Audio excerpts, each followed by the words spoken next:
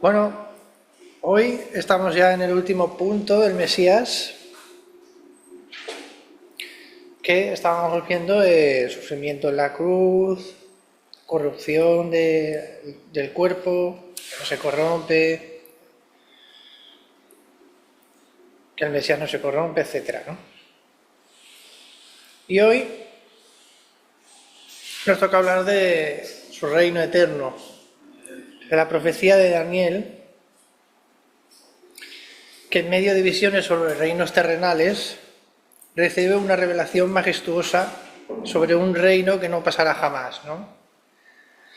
En Daniel, esta profecía está en Daniel capítulo 7, versículos 13 y 14. Aquí vemos una profecía de cómo el Mesías como el Rey eterno, exaltado por el propio Dios. Dice así, vamos a leerla.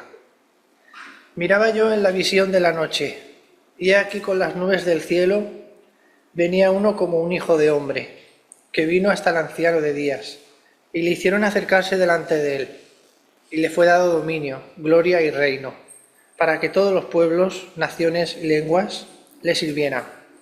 Su dominio es dominio eterno, que nunca pasará, y su reino uno que no será destruido. Aquí, viendo por partes esta profecía, empezamos con la primera parte, que sería uno como hijo de hombre.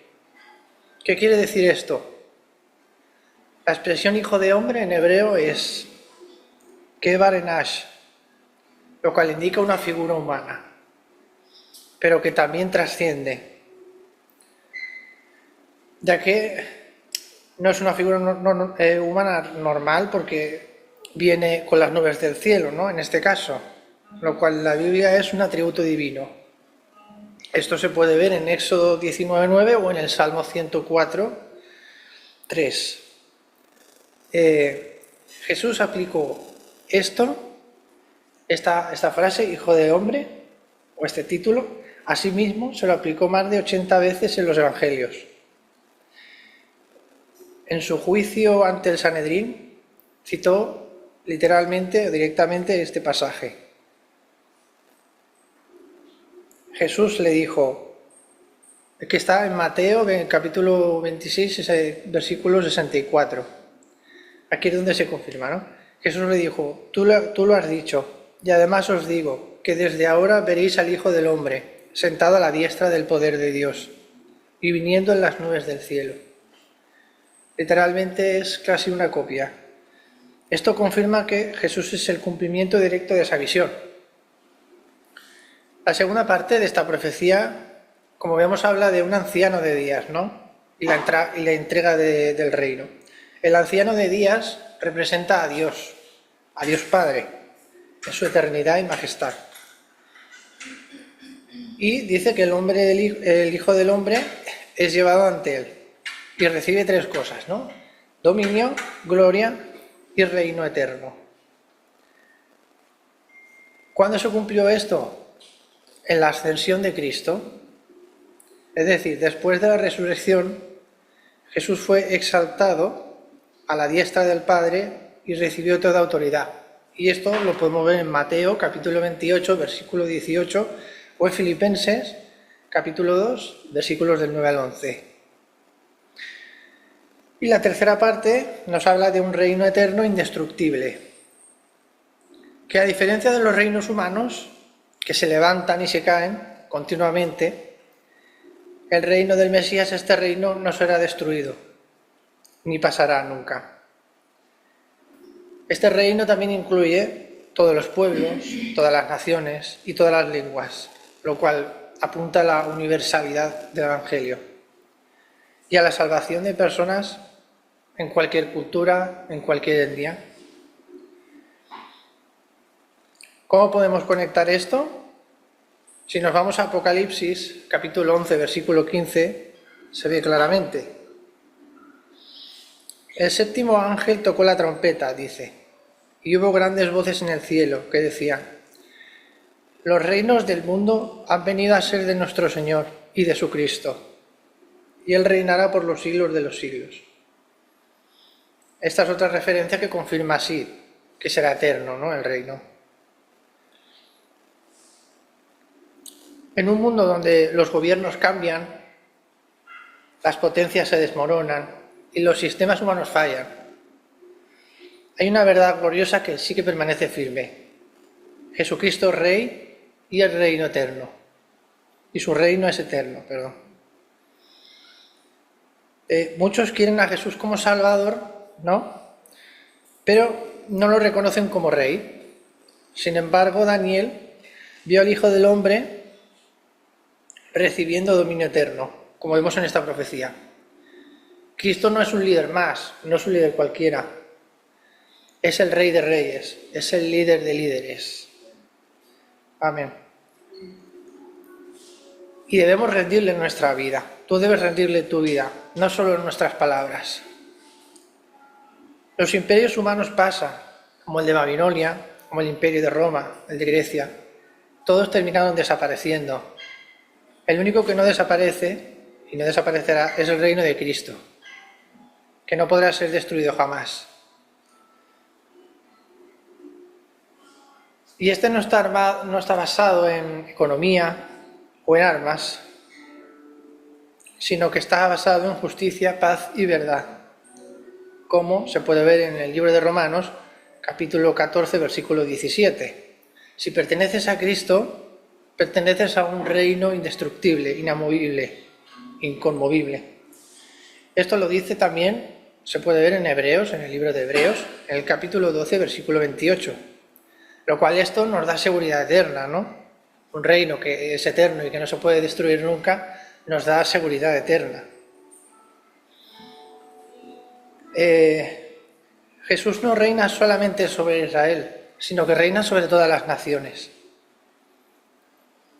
Él merece que cada lengua lo adore, cada rodilla se doble ante Él y cada corazón le sirva. ¿Alguno de vosotros ya os habéis rendido a su reino? ¿O seguimos sirviendo a nuestros propios tronos?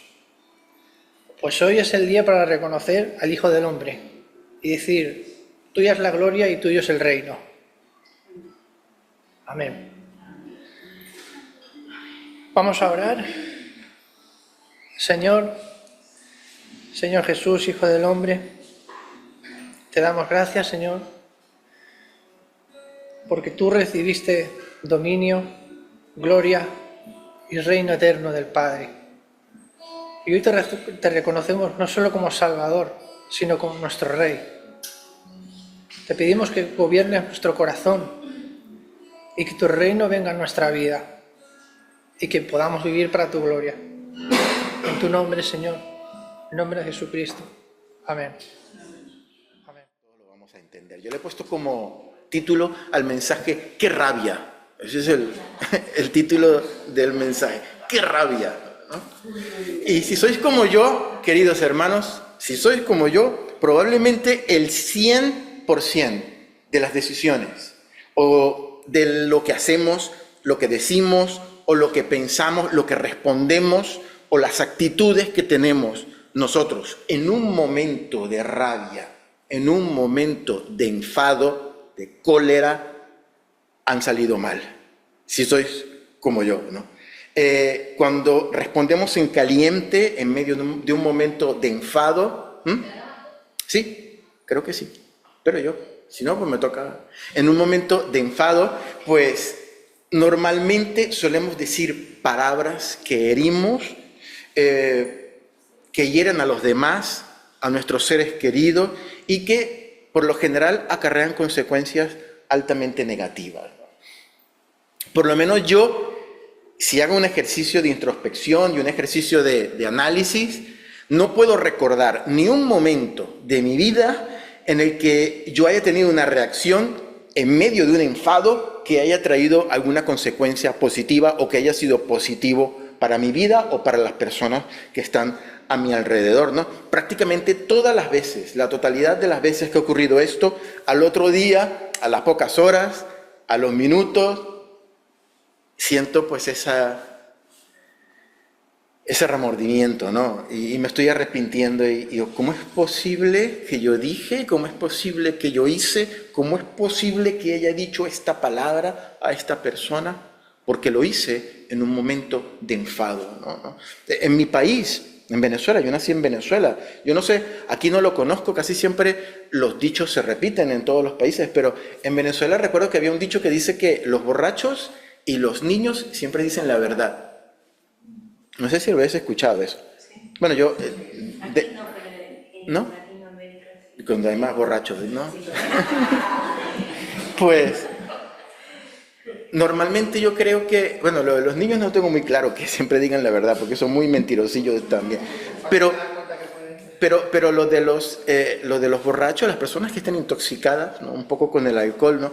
En ese momento de desinhibición, ¿no? Suelen decir cosas que normalmente no dirían o harían en un momento de sobriedad, ¿no? Y en pleno uso de sus facultades, ¿no? Básicamente porque aunque las piensen, no son propias de ventilarlas o tiene uno cierto pudor y cierto resguardo, pues si no, pues no los dice, ¿no? Son muy impropias o muy temerarias, ¿no? Y todas estas cosas hasta cierto punto que se reprimen, no sé si alguna vez te ha pasado, no diré que tú, pero probablemente has visto a alguna persona que haya estado intoxicada con el alcohol y haya dicho cosas o haya hecho cosas que al otro día pues se haya arrepentido de hacer o de decir, ¿no? Quizás pues tuvo en algún momento en una reunión tuvo avances impropios contra alguna chica o se le fue un poquito la mano, ¿no? O vomitó o se puso a bailar cuando no bailaba o pues tantas cosas, ¿no? Después al final siempre termina llorando delante de todo el mundo, pero todo queda en una anécdota.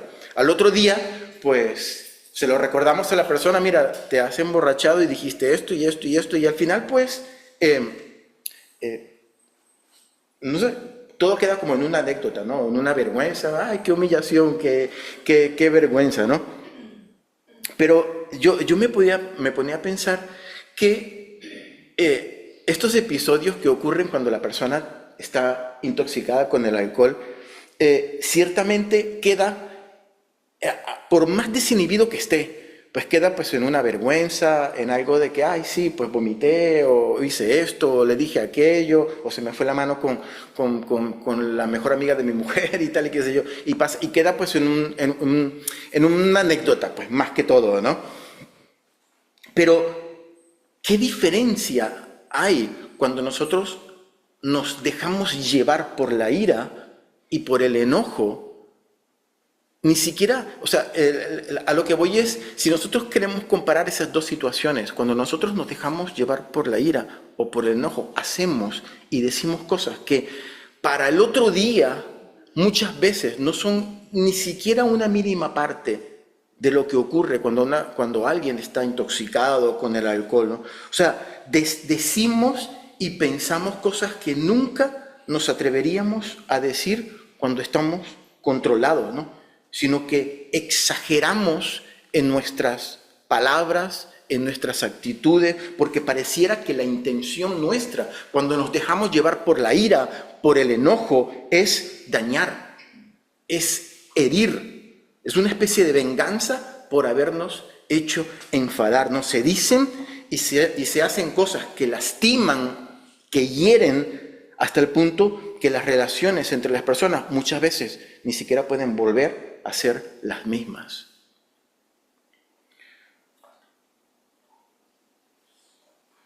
En la carta del apóstol San Pablo a los Efesios, recordemos que la ciudad de Éfeso es esa ciudad que estaba allí al oeste de Asia Menor, en donde hoy es Turquía, ¿no? Y fue un emplazamiento importante en algunos de los viajes misioneros del apóstol Pablo. Lo estuvimos estudiando cuando vimos todo el libro de los Hechos, ¿no? Hace algunos meses, ¿no? Y esta carta, la carta a los Efesios, estaba dirigida a los creyentes de la ciudad de Éfeso, ¿no? A la iglesia que estaba en la ciudad de Éfeso. Y, entre otras cosas, el apóstol Pablo se dirige a los efesios, ¿no? Y les habla acerca del cambio en la manera de vivir que tienen que tener los creyentes que conocen a Cristo, a las personas que son cristianas, el testimonio y cómo debemos conducirnos como creyentes. Y te quiero pedir que vayamos al capítulo 4 del libro de la epístola del apóstol San Pablo a los Efesios, en el capítulo 4, 2 versículos, el 26 y el 27, que hablan precisamente de la rabia y del enojo.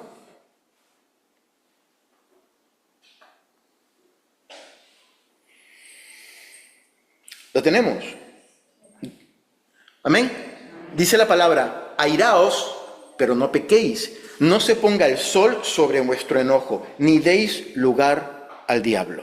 Airaos, pero no pequéis. La mayoría de los estudiosos de las Escrituras están de acuerdo en que el apóstol Pablo aquí está haciendo una referencia a un salmo, el Salmo 4, capítulo 4, en donde en nuestras Biblias, sobre todo en la Reina Valera, podemos leer la frase del Salmo 4:4, temblad y no pequéis, en donde la palabra temblad también es sinónimo de airarse, ya que hace referencia al temblor o ese tremor, ¿no?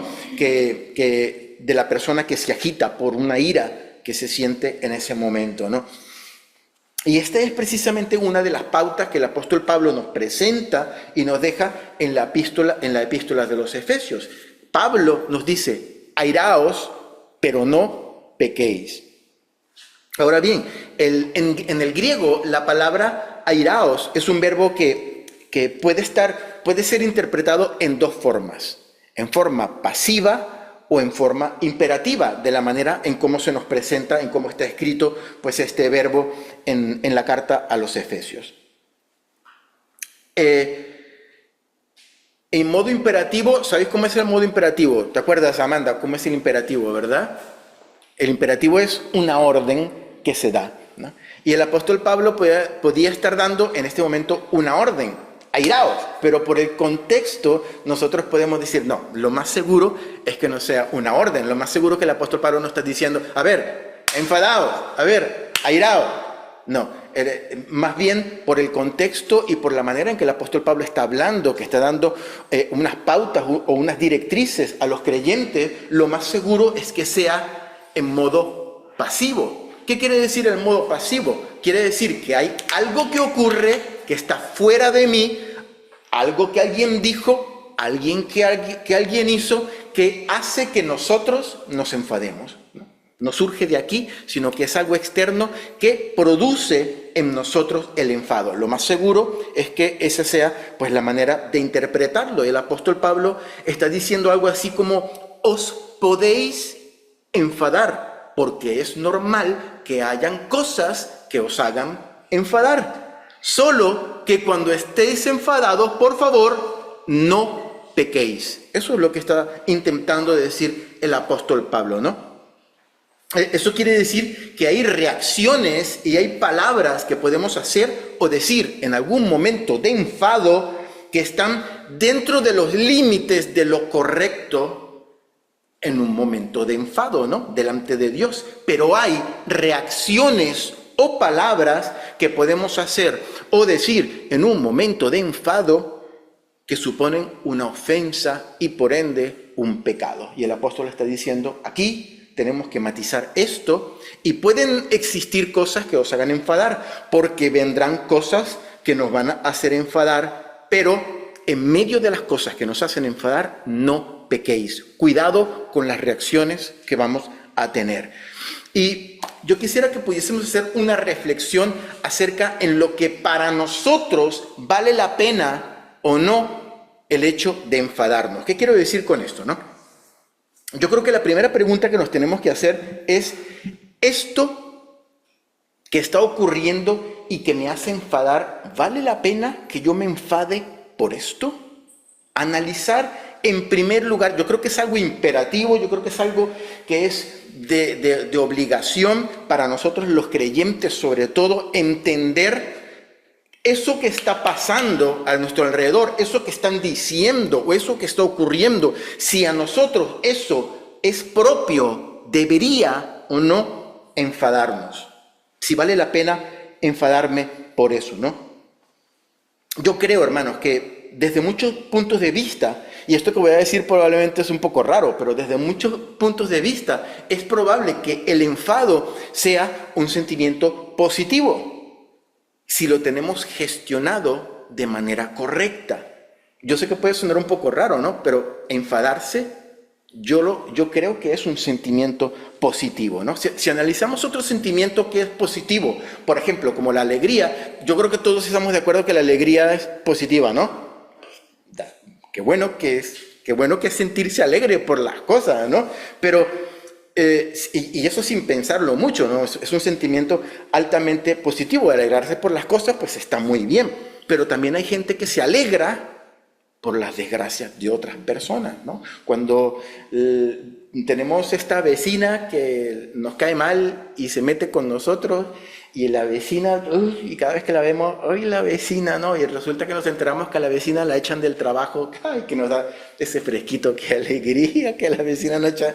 Está mal. Eso es un sentimiento positivo, pero es un sentimiento que está mal gestionado por nosotros, sobre todo desde el punto de vista de los cristianos, ¿no? Desde el punto de vista de nuestro testimonio y nuestro corazón para con el Señor. No está mal canalizado. En realidad está revelando un problema que hay en nuestro corazón.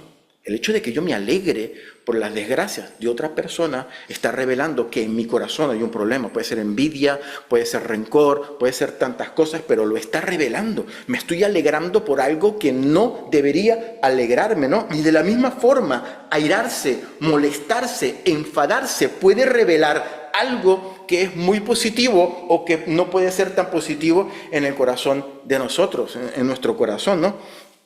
Hace tiempo, quería comentar esta anécdota, hace tiempo veía en la televisión una noticia que se puso muy de moda en la época, porque fue yo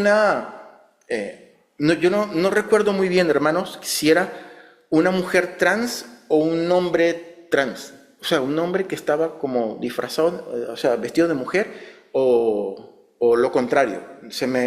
A mí los términos se me confunden un poco. Lo cierto es que era... parecía mujer, ¿no? Tenía el cabello largo, tenía pechos y tenía maquillaje.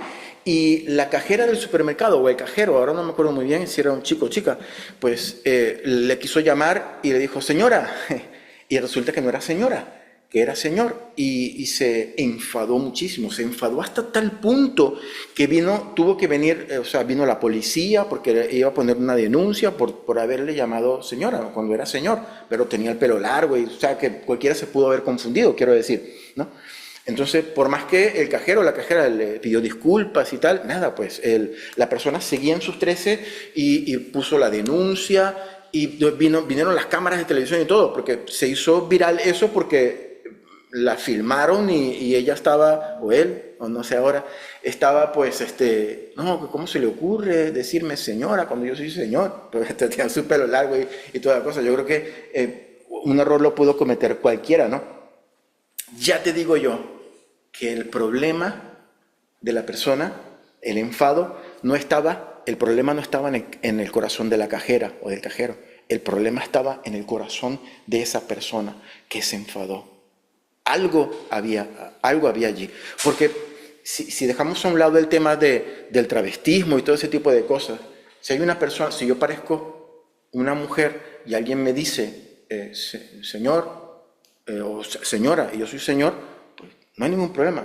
Pero, disculpe, no se dirija a mí como señora, como señor, y no ha pasado nada. Pero el enfado allí evidenciaba un problema en el corazón de esa persona. En los evangelios, hermanos, se nos narra un episodio en que Jesús se enfadó. No sé si se recuerdan. Un día estaba cerca, entró al templo y comenzó a ver que en el templo estaban los cambistas, y recuerden que venían muchas personas de otros lugares de la dispersión, donde estaban los hebreos, y cuando venían al templo, pues venían con su moneda, y había muchas personas que para poder comprar los animalitos para hacer los sacrificios y tal. Entonces comenzó a haber como un negocio allí dentro del templo, y Jesús vio eso y se enfadó tanto que empezó a tirar todos los puestos y decir, esto no puede ser posible, porque esto es una casa de oración y vosotros la habéis convertido en una cueva de ladrones. Es muy probable que no solamente habían negocios buenos, sino que muchas personas estaban haciendo incluso timos y negocios turbios, ¿no? Con eso, ¿no? Y Jesús se enfadó, ¿no? Ese enfado de Jesús revelaba en Jesús un corazón justo y celoso por las cosas de Dios, por las cosas del Padre Celestial, y no adulterar las cosas de Dios con elementos banales y pecaminosos, ¿no? Hay otro episodio de Jesús en el Evangelio según San Marcos, en el capítulo 3, lo podemos buscar, en Marcos capítulo 3, versículo 5, dice, en este episodio Jesús encuentra a una persona que tenía un problema en la mano, tenía la mano seca, y no la podía mover. Y Jesús dice que las autoridades religiosas, los fariseos y los que estaban allí detrás de Jesús, esperando que cometiera un error, estaban a la expectativa para ver si Jesús sanaba a ese hombre. El problema era que era durante el día de reposo, era durante el Shabbat. Entonces querían pillar a Jesús, pues allí, si sanaba a la persona. Y dice el versículo 5, entonces, mirándolos alrededor con enojo, allí estaba Jesús enfadado, o sea, los estaba mirando fijamente y con enojo. Entristecido también por la dureza de sus corazones, dijo al hombre, extiende tu mano. Y él la extendió y la mano fue restaurada sana. La palabra en griego para enojo allí es la misma palabra, es la misma raíz que utiliza el apóstol Pablo en la carta a los Efesios, ¿no? Es decir, que se está hablando del mismo enfado. Jesús se enfadó y a la vez se entristeció, ¿no? Tuvo dos sentimientos que son producidos por lo que estaba ocurriendo en ese momento, ¿no? Un grupo de religiosos que anteponían la religiosidad y la apariencia, ¿no?, antes de la salud de la persona. Un buen ejercicio, queridos hermanos, de reflexión que yo creo que deberíamos hacer en nuestra vida y lo tendremos que hacer constantemente es analizar qué nos produce enfado. ¿Por qué me estoy yo enfadando por esto? ¿No? Ha ocurrido algo, me dijeron algo y siento rabia, siento que me estoy enfadando. Y aquí me tengo que yo detener y decir, ¿por qué esto me da rabia? Porque esto es justo que me produzca mi enfado, esto es justo que me produzca mi enojo. Según la palabra del Señor, ¿debería producirnos enojo? Y si no lo hace, ¿por qué lo estamos pasando por alto? Porque hay cosas que tal vez deberían producirnos celo, enojo en nuestra vida como creyentes y para nosotros es como si nada, ¿no? Pasamos de ello. Airaos, pero no pequéis, nos dice la palabra del Señor. Hermanos, podemos sentir enfado por las razones justas. Yo creo que el creyente puede sentir enfado por las razones justas. Cuando ocurre algo que no es justo, que otra persona está siendo lastimada, que se está, hay muchísimas cosas en nuestras vidas que nos pasan que pueden producirnos a nosotros enfado. Pero aunque sean las razones justas, debemos actuar en consecuencia según nuestros principios cristianos, aunque el enfado sea por razones justas. No solamente debemos analizar si nos estamos enfadando con razón, filtrándolo todo por la palabra del Señor, sino que tenemos que entender también que no todo vale cuando estamos enfadados, que no todo es lícito cuando estamos enfadados. Estar enfadado por las razones correctas no necesariamente convierte en correctas las palabras o las acciones producto de ese enfado. Tenemos que ser muy cuidadosos, hermanos, en lo que decimos o en lo que hacemos cuando estamos enfadados, bien sea por las razones correctas o por las razones incorrectas. Debemos pensar bien, queridos hermanos, ¿qué vamos a hacer? ¿Qué vamos a decir? ¿Cuál será nuestra reacción? ¿Qué palabras vamos a decir? ¿Y a quiénes se las vamos a decir? ¿Quién está a nuestro alrededor? Porque muchas veces las personas que tenemos alrededor no tienen nada que ver con nuestro enfado y no tienen por qué enterarse de las cosas que están ocurriendo en nuestro corazón, ¿no? Tal vez porque estamos enfadados hacia una persona o hacia una situación en particular con alguien. Lo suyo y lo sano es llevar a esa persona primero analizar por qué estoy enfadado yo. Y segundo, pues llevar a esa persona aparte, hablar con esa persona, tal vez con otro testigo si hace falta, pero hacerlo de manera correcta dentro de los límites del testimonio, dentro de los límites de la palabra del Señor. A veces cuando nos enfadamos por alguna extraña razón, necesitamos que todo el mundo se entere que estamos enfadados. No sé si a ti te ha pasado alguna vez, pero si yo estoy cabreado, todo el mundo tiene que enterarse que yo estoy cabreado, ¿no? Levantamos la voz, ponemos mala cara, ¿no? Y a veces a mí me ha pasado, pues yo soy el primero, ¿no? A veces yo estoy enfadado porque algo que ocurrió en mi familia y llego y estoy en el cajero del supermercado y me dice, estos huevos son suyos. ¿Qué huevos? Pero, ¿qué tiene que ver el cajero del supermercado con el enfado que yo tengo? Pero a veces pasa que todo el mundo como que se tiene que enterar que estoy enfadado, ¿no? Y pego el portazo para que todo el mundo se entere que estoy enfadado, por si no se han dado cuenta todavía, ¿no? Por si a alguien le queda alguna duda, ¿no? Meditemos y cuidemos bien, hermanos, nuestras reacciones, lo que decimos, lo que hacemos, las palabras que decimos, cómo lo hacemos cuando estamos enfadados. Nos ahorraremos muchísimas consecuencias negativas, queridos hermanos. Y lo último que el apóstol Pablo toca en esta porción de la palabra es la duración del enfado, ¿no? El apóstol Pablo dice, no se ponga el sol sobre vuestro enojo. ¿Qué quiere decir eso? ¿Qué quiere decir eso, niñas? No se ponga el sol sobre vuestro enojo. Quiere decir, ¿cuándo se pone el sol? Por la tarde, tarde-noche, ¿no? ¿Y qué pasa con la noche? Pues que se acaba el día. ¿Y qué quiere decir eso? Que tenemos que darle un límite a nuestro enfado también. Tiene que tener fecha de caducidad, ¿no? Si bien es normal que en algunas situaciones experimentemos la ira o el enojo, porque es un sentimiento. O sea, ocurre algo y nos sentimos tristes, ocurre algo y nos sentimos alegres, también ocurre algo y nos produce enojo. Pues es normal que esto ocurra, como lo vimos anteriormente. Pero no está bien que ese enojo se prolongue en el tiempo. O por lo menos este es el consejo, la pauta que nos está dando el apóstol Pablo. No se ponga el sol sobre vuestro enojo. La ira, queridos hermanos, aun cuando la sentimos por razones justas, altera negativamente y deteriora nuestras vidas cuando se prolonga en el tiempo. Es como la tristeza, ¿no? La tristeza es un sentimiento natural. Pasan cosas y nos sentimos tristes, ¿no? La tristeza sobreviene al ser humano cuando le ocurre una situación desagradable que produce dolor en su interior, en su corazón, ¿no? Imagínate que perdemos pues un ser querido, ¿no? O recibimos una mala noticia.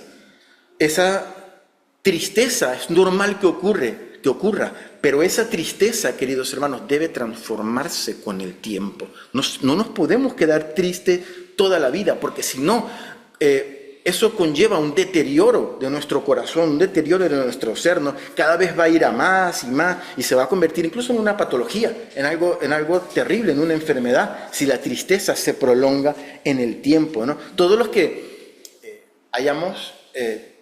estemos casados o tengamos nuestras parejas, probablemente en el pasado, siendo jóvenes, hayamos tenido pues algún momento de desengaño amoroso con otra persona, ¿no? Nuestra primera noviecita o nuestro primer noviecito, donde tal vez lo comenzamos con ilusión, con alegría, pues mira, tengo un noviecito, cómo me gusta esta persona, y con la alegría del corazón y las maripositas en el estómago y toda la cosa, ¿no?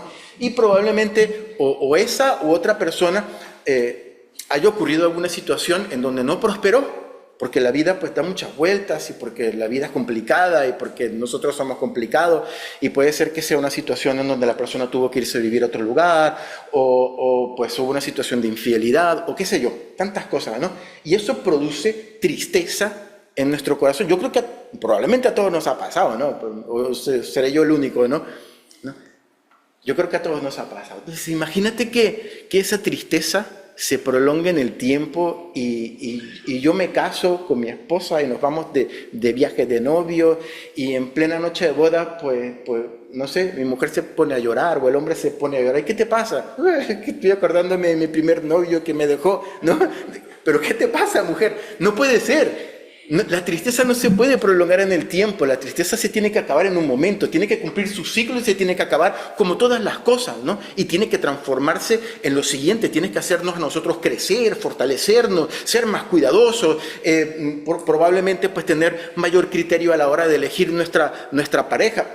Un montón de cosas, pero tiene que transformarse eso, no se puede quedar todo el tiempo en tristeza. El enfado, la ira, hermano, debe ser bien gestionado, incluso en el tiempo. Aun cuando nos enfadamos por las causas justas, como comentamos anteriormente, debe llegar el momento en que canalizamos ese enfado y lo convertimos, porque tenemos que convertirlo en medidas correctivas, tenemos que arreglar nuestras vidas y arreglar la situación por la cual nosotros nos estamos enfadando, ¿no?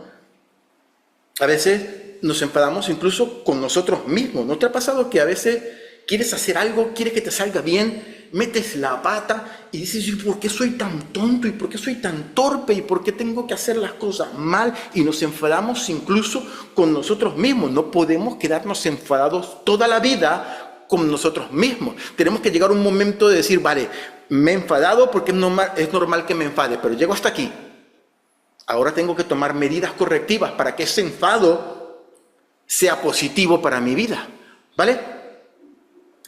No podemos enfadarnos permanentemente, pues decir, pues entonces nunca más lo intento, nunca más lo hago. Como me salió mal la primera vez, pues nunca más lo hago, no vuelvo a hacer esto. Soy un inútil en esta área de nuestra vida, en esta área de mi vida y nunca más lo hago. No, debemos pararnos en frío y analizar lo que ha ocurrido e intentar arreglarlo. El enfado no puede perdurar, no puede estar toda la vida allí, ¿no? Tenemos que tomar las medidas correctivas para que ese enfado se convierta en una acción que dé resultados positivos para nosotros, ¿no? Aunque no siempre será posible, la mayoría de las veces creo yo que sí, ¿no? Hermanos, ¿estamos enfadados con alguien? ¿Con nosotros mismos por algo que hemos hecho? ¿Por algo que ha ocurrido? ¿Este enfado tal vez lleva mucho tiempo en tu corazón? Eso no es sano para nosotros como creyentes, no es sano para nosotros como personas, ¿no? Dice la palabra que el sol no se debe poner sobre nuestro enojo. Yo creo que es tiempo que nos demos cuenta que el sol ya se ha puesto muchísimas veces sobre nuestro enojo y es momento de cortar eso. Y es momento tal vez de arreglarlo, de tomar medidas correctivas. Y ahora podemos orar, pero si hay una persona, si hay una situación que te ha hecho enfadar, primero analiza, ¿por qué yo me he enfadado por esto? Y segundo, ¿por qué me ha durado tanto este enfado? ¿Por qué no lo he corregido? ¿Por qué no he hablado? ¿Por qué no he ido a corregir esto? Yo creo que es un consejo bueno que el apóstol Pablo nos ha dado y es un consejo que deberíamos seguir porque está en la palabra del Señor. Señor, te damos gracias por tu palabra, Dios maravilloso, te damos gracias porque tú eres bueno, porque tu misericordia es para siempre, porque tú nos amas y porque tú nos corriges también, Señor.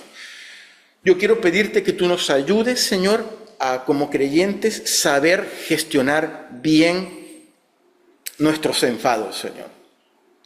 Sabemos que van a venir momentos, Señor, en donde van a haber situaciones en donde nos vamos a enfadar. Padre, en primer lugar, que podamos analizar bien que este enfado sea un enfado justo, Señor, por las razones justas. Porque muchas veces revela cosas que hay en nuestro corazón que no están bien y tenemos que corregir eso, Señor. Pero también, Dios maravilloso, que todas las acciones, ya sean por un enfado justo o no, que tomemos, que cuidemos las palabras, que cuidemos las acciones, que sepamos gestionarlo, que tengamos testimonio, Señor. Y en tercer lugar, que este enfado, Señor, que ese enfado no se prolongue en el tiempo, Señor. Dios maravilloso, te pido que si hay en alguno de nosotros una situación en donde todavía no hemos sido capaces de deponer nuestro orgullo, de deponer el enfado, de decir hasta aquí, me enfado y voy a ver cómo puedo solucionar esta situación, que tú nos ayudes, Señor, a poderlo hacer.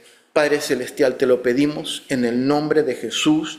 dándote a ti la gloria, Señor, dándote a ti la honra, dándote a ti toda la alabanza, porque tú eres bueno, porque tu misericordia, Señor, es para siempre, porque tú nos amas y quieres, Señor, mi Dios, que todas nuestras reacciones vayan de acuerdo, Señor, a lo correcto, a lo que está en tu palabra o al testimonio que tenemos que dar como creyentes. Te damos a ti la gloria, la honra, la adoración, ayuda.